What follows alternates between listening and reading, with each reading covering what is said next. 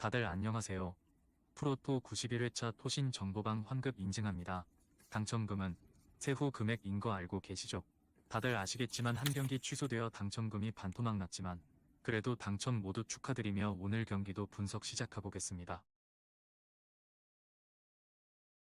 금일 첫 번째 경기 알메러시티 대 헤라클레스 분석 시작해보겠습니다.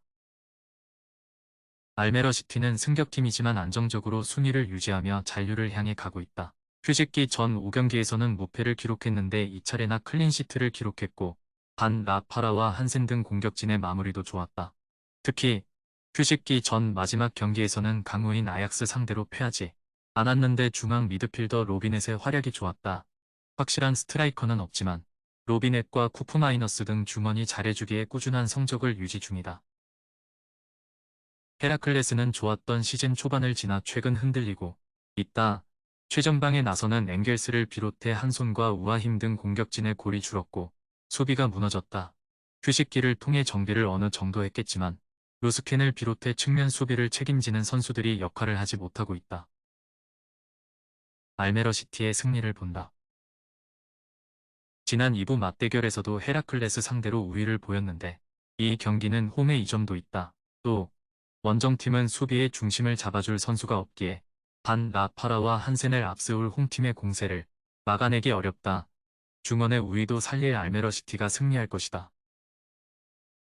금일 두 번째 경기 칼리아리 칼추오 대 에이시 몬차 분석 시작해보겠습니다. 칼리아리는 직전 경기에서 유벤투스에 패하며 연승 행진이 끝났다. 그래도 프로시노네와 제노아 등을 연파하며 순위 경쟁을 시작했다. 강등당한 이후 바로 승격했는데 이제는 안정적인 잔류를 노리고 있다. 지토와 페타냐 등 팀이 주축 공격수로 기용하는 선수들이 시너지를 내고 있고 양크토도 중앙과 측면을 오가며 공격 기회를 잡고 있다. 몬차는 지난 시즌 승격팀으로 안정적인 잔류에 성공했고 이번 시즌은 유럽 대항전 진출을 노리고 있다. 밀란의 전성기를 이끌었던 구단주와 단장이 팀을 인수하고 다시 밀란 버전이를 만들려 하는데 두 시즌 동안 토대는 잘 닦인 모습이다. 이번 시즌은 중앙 미드필더인 가글리아디니와 담브로시오 등 빅클럽에서 영입한 베테랑들까지 기존 전력의 가세의 경기력이 더 좋아졌다. 접전을 본다.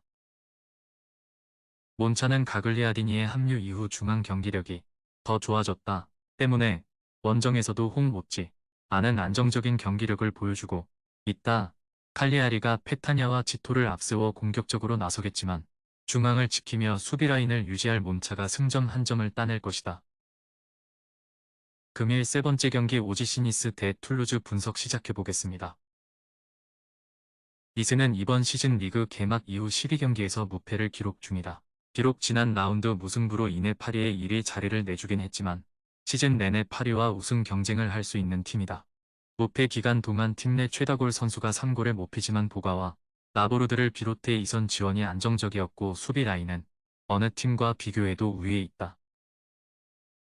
툴루즈는 휴식기 전 3경기에서 승점 한 점에 그치며 중하위권을 벗어나지 못했다. 지난 시즌 리그 중상위권을 꾸준히 유지했고 컵대회 우승으로 유로파에도 나간 팀인데 전력 누수를 극복하지 못하는 모습이다. 리버풀 상대로 좋은 경기를 하기도 했지만 벤눔과 이브라힘 등이 사고를 기록 중인 달링가를 확실히 지원하지 못했다. 니스의 승리를 본다. 툴루즈는 기대를 모았던 니콜라이센이 수비 라인을 안정적으로 이끌어가지 못하기에 상대 공격진의 뒷공간 침투에 무너지는 경우가 많다. 바드레딘과 보가 등이 빠른 발을 앞세워 상대 수비를 넘어설 수 있고 오피가 해결할 니스가 승리할 것이다. 금일 네 번째 경기 비아레알 대 오사수나 분석 시작해보겠습니다. 비아레알은 리그 연패를 당하며 중하위권으로 추락했다. 아틀레티코와 빌바오 등을 상대로 모두 골은 기록했지만 원하는 결과를 얻지 못했다. 비아레알은 리그 연패를 당하며 중하위권으로 추락했다. 아틀레티코와 빌바오 등을 상대로 모두 골은 기록했지만 원하는 결과를 얻지 못했다. 오사수나 역시 휴식기 이전 흐름이 좋지 않았다. 지로나와 베티스 등에 연패했고 홈에서 라스팔마스 상대로도 원하는 결과를 얻어내지 못했다. 때문에 이 경기에서 승점 추가를 위해 전력을 다해야 한다. 다행인 건 부상과 징계 등으로 인한 이탈자가 없다는 점이다. 비아레알의 승리를 본다.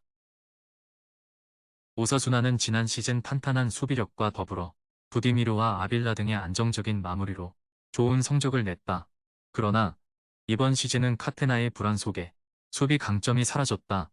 부상자 이슈가 있긴 하지만 모레노와 모랄레스가 공격을 이끌 수 있는 비아레알이 해볼 만한 경기다.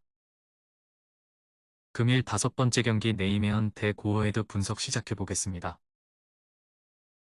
네이메언은 최근 4경기 연속 무승부를 기록 중이다.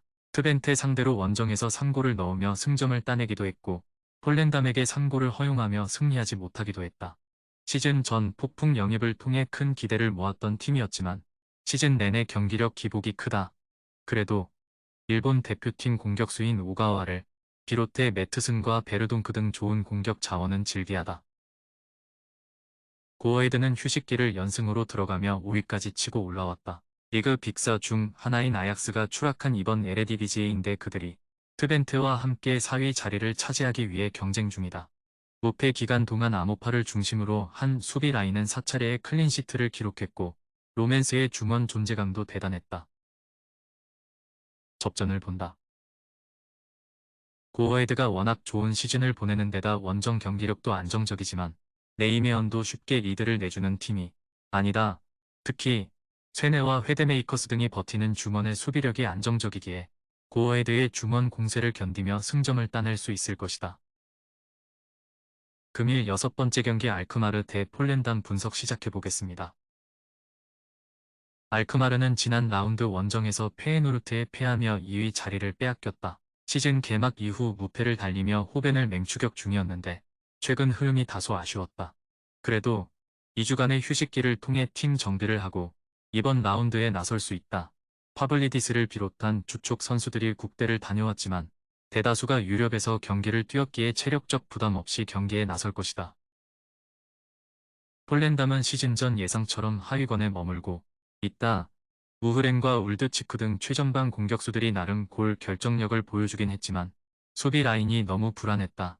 중앙 미드필더인 미라니가 공격 전개를 잘하긴 했지만 수비 라인 보호를 못했고 베나마르는 공중볼을 따내지 못했다. 알크마르의 승리를 본다.